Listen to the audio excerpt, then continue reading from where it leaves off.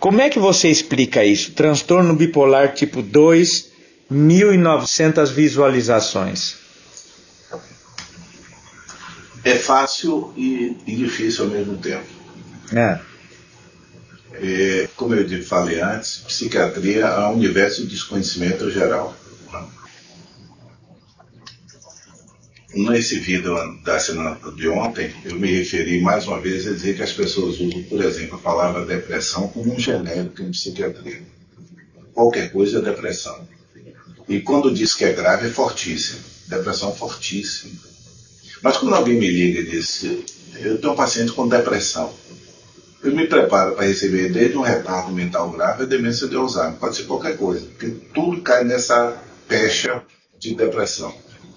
E há muitas pessoas que têm o diagnóstico aparente de depressão ou se dizem deprimidas, tomam insistentemente antidepressivo, mas elas têm o tipo mais difícil de diagnóstico em psiquiatria, que é o transtorno bipolar tipo 2. Bipolar é o quê? É uma pessoa que ao longo da vida, ao contrário do que as pessoas dizem, bipolar não é sinônimo de volúvel. Você parece que é bipolar, não sabe se quer feijoada ou caruru. Não, não é isso. Ao longo da vida, a pessoa tem alguns episódios de depressão e pelo menos um episódio do que em psiquiatria nós chamamos de hipomania ou mania. Mania em psiquiatria não é hábito, é elevação de humor patológico. O que acontece? O que é o tipo 2? O tipo 1 é o clássico, depressão grave e mania grave. Essa é óbvia, um diagnóstico óbvio para qualquer pessoa, que a pessoa não está bem.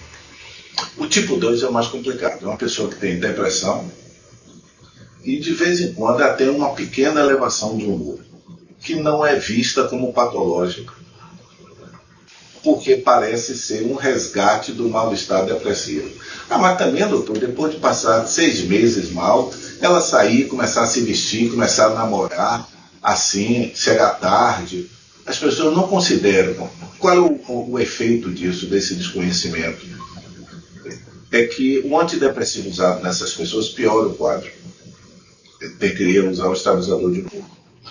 Então, eu acho que é porque há muitas pessoas com diagnóstico de transtorno bipolar, há muitas pessoas que desconhecem esse fato, e há muitas pessoas, aliás, em psiquiatria, a maioria das pessoas é ignorante em relação à psiquiatria. Aliás, deixa eu fazer um parênteses aqui. Eu adoro ser ignorante, eu detesto burro. Ignorante é uma pessoa que assume o desconhecimento. Burro é o que acredita numa coisa e se torna burro, né? É de marfinha a dureza dele. Mas você tem falado muito do vídeo, mas eu acho que você ainda não acessou o blog. Não. Então, depois o que aconteceu? Porque tem um blog também. Mas o blog não é de psiquiatria. Porque para levar psicodrama para a vida, ficou mais complicado. Repare que tem alguns vídeos que falam psicodrama. Eu sempre tento enxertar alguma, para pelo menos as palavras se tornarem conhecidas. Mas eu não conseguia encontrar um jeito. Mas escrever, qual é a minha preocupação com o psicodrama? Falando para os psicodramatistas que estão aí. Você olha para Contardo Caligares, não é que eu queria me comparar com Contardo Caligares, não. Mas vamos imaginar Contardo Caligares. Ele é psicanalista, formador de opinião e tal. Mas ele usa o conhecimento, ele se lastreia no conhecimento psicanalítico para ler a realidade que se apresenta para ele na época. Então, o conhecimento psicanalítico era usado para pensar o que acontecia. E no psicodrama, se você que é velho do psicodrama, Estava demorando. Estava demorando, né? Eu detesto a palavra idoso. Adoro a palavra velho. Idoso eu não acho eufemismo. Certo. É velho, eu gosto de idoso. Mas olha, aliás, por falar nisso, já que você falou em psicodrama e me fez essa provocação, são cinco vezes aparece psicodrama no título dos vídeos. É porque eu tento enxertar, por isso que eu insisto sempre, porque, primeiro, para as pessoas se acostumarem com a palavra. Mas o que aconteceu? Eu comecei num congresso brasileiro que foi em Fortaleza, eu me recordo da data. Uns 2 ou 3 congressos anteriores. Eu pensando 2018. Pensando em levar um trabalho, aí eu consegui colocar na cabeça um pensamento que é uma coisa que sempre me incomodou no psicodrama. O psicodrama tem um corpo teórico que permite que você explique as coisas a partir do psicodrama. Mas o que eu vejo, sempre eu vi, é que muitos psicodramatistas são psicodramatistas enquanto estão trabalhando, mas quando vão falar usam conceituação psicanalítica, usam outros conceitos. É uma das coisas que Sérgio Peraldi sempre bate, é de você pensar o conceito psicodramático, aprofundar o conceito psicodramático. Aí eu criei uma vivência, escrevi uma vivência que o título era Pensando a Vida com Psicodrama. Baseado nessa ideia minha. O psicodrama tem como ler as coisas a partir dos conceitos, não é da vivência, dos conceitos. Obviamente, com o título desse, Vivência, marcaram para 1h30 da tarde ou 2 horas, depois do almoço, em Fortaleza. A probabilidade de ter gente, eu achava que se eu fosse já era muito.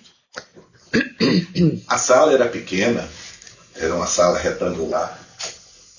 Aí chega 1h30, daqui a pouco começa a chegar gente.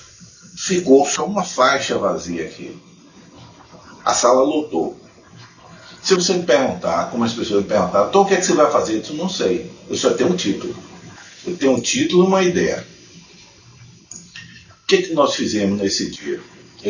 Eu proponho a vocês que nós vamos brincar com os conceitos psicodramáticos. Eu quero que vocês comecem a contar histórias. Aí alguma pessoa disse, eu tenho uma história tal, vamos dramatizar a história. No meio da história eu congelava e perguntava, que conceito de psicodrama aparece aqui? Aí virou um jogo. Rapaz, as pessoas disputavam. Eu disse, não tem resposta certa não, é só para aprender a pensar com o conceito psicodramático. Aí quando eu voltei, aí eu pensei que, rapaz, eu podia começar a escrever isso. Aí eu escrevi, como eu não consigo falar muito tempo, falar muito tempo eu falo, mas repare que o meu pensamento é meio errático, né? É meio de videoclipe. Aí eu comecei a escrever sob forma de blog. Então no blog, eu já tenho 4 anos que eu estou escrevendo, que é Pensando a Vida com Psicodrama. De vez em quando, uma vez por semana, eu pego um dos que eu já escrevi e publico no Facebook. E às vezes eu publico ele no Instagram. Certo. Né? Mas esse daí chama-se Pensando a Vida com Psicodrama. É um blog que eu procuro trazer os conceitos de psicodrama para música, realidades imediatas, o dia a dia. Certo. O dia a dia. Tá bem, fica a sugestão do blog então. Eu sugiro que a gente dê mais uma outra paradinha. Pronto.